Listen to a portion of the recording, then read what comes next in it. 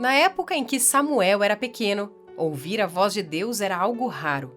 O texto de 1 Samuel 3:1 diz: Naqueles dias, raramente o Senhor falava, e as visões não eram frequentes. Esse detalhe não é pequeno. Israel vivia em um tempo de silêncio espiritual. O povo ainda tinha rituais, sacerdotes e sacrifícios, mas havia perdido a capacidade de escutar. A religião continuava, mas o coração estava distante. Samuel era apenas um menino, criado dentro do templo sob os cuidados de Eli, o sacerdote. Ele servia com fidelidade, mas ainda não conhecia o Senhor pessoalmente. O versículo 7 explica: Samuel ainda não conhecia o Senhor, a palavra do Senhor ainda não lhe havia sido revelada. Isso mostra que estar em um ambiente religioso não é o mesmo que ter intimidade com Deus. Naquela noite, o Senhor chamou Samuel pelo nome. Ele ouviu a voz, mas não entendeu quem falava.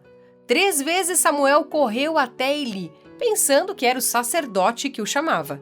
Até que Eli, com experiência espiritual, percebeu o que estava acontecendo e disse: Vá deitar-se, e se ele chamar você, diga: Fala, Senhor, pois o teu servo está ouvindo. Essa frase resume a essência da vida espiritual: aprender a ouvir. Samuel precisou de orientação para reconhecer a voz divina, e nós também. Nem sempre distinguimos quando Deus fala, porque há muitas vozes ao redor. A da cultura, das emoções, do medo e até das nossas próprias vontades. Os estudiosos apontam que esse episódio marca uma virada na história de Israel. Deus não apenas fala com Samuel, ele o escolhe como profeta, alguém que será a boca do Senhor para o povo. É como se o silêncio de Deus terminasse ali e uma nova fase começasse. Uma fase em que a palavra de Deus volta a ser central. Mas o que isso ensina a nós hoje, que vivemos em um mundo cheio de barulho? Ensina que ouvir Deus é uma arte, algo que se aprende com humildade, atenção e entrega. Samuel estava em silêncio, à noite, num momento comum. Deus não o chamou em meio a um espetáculo, mas na quietude. Ouvir a voz de Deus exige esse mesmo espaço de quietude dentro de nós. Muitas vezes buscamos experiências grandiosas, sinais visíveis, mas o Espírito Santo fala de modo simples e pessoal por meio da palavra. Como Jesus disse lá em João 10:27, As minhas ovelhas ouvem a minha voz, eu as conheço e elas me seguem. O chamado de Samuel antecipa essa relação íntima que Jesus teria com os seus seguidores. Assim como o menino Samuel respondeu: Fala, Senhor, o verdadeiro discípulo de Cristo aprende a reconhecer a voz do pastor e a obedecê-la. Ouvir Deus, portanto, não é sobre sensações espirituais, mas sobre comunhão. O Senhor fala por meio da Escritura, e o Espírito ilumina o coração para que a gente entenda e obedeça. Quando lemos a Bíblia com o desejo sincero de conhecer Jesus, o mesmo Deus que falou a Samuel fala conosco. Talvez não de forma audível, mas por meio de sua palavra viva. O verdadeiro encontro com Deus sempre nos leva à obediência e à transformação. Nunca apenas à emoção. Samuel aprendeu isso cedo.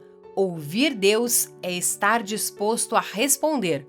Dizer fala, Senhor, é renunciar ao controle e deixar que Ele conduza a história. No final, o texto mostra que o Senhor continuou a aparecer em Siló e ali revelou-se a Samuel por meio de sua palavra. Aquela criança que antes não conhecia a voz divina, agora se torna o canal por meio do qual Deus fala ao povo. A voz de Deus não se calou, ela apenas encontrou um coração disposto a ouvir. E hoje, o mesmo Deus nos chama. Nem sempre durante a noite, nem sempre por meio de um som audível, mas através da palavra, das circunstâncias e do Espírito que habita em nós. O desafio é o mesmo: calar o ruído ao redor e responder com fé. Fala, Senhor, pois teu servo está ouvindo. Em Jesus, essa arte de ouvir se torna perfeita. Ele é a palavra encarnada. Deus se revelou a nós de forma humana por meio de Jesus. E agora, por meio do Espírito, Ele continua nos guiando, consolando e instruindo. Ouvir Deus é ouvir Cristo. Que hoje o nosso coração esteja como o de Samuel, atento, disponível e pronto para obedecer.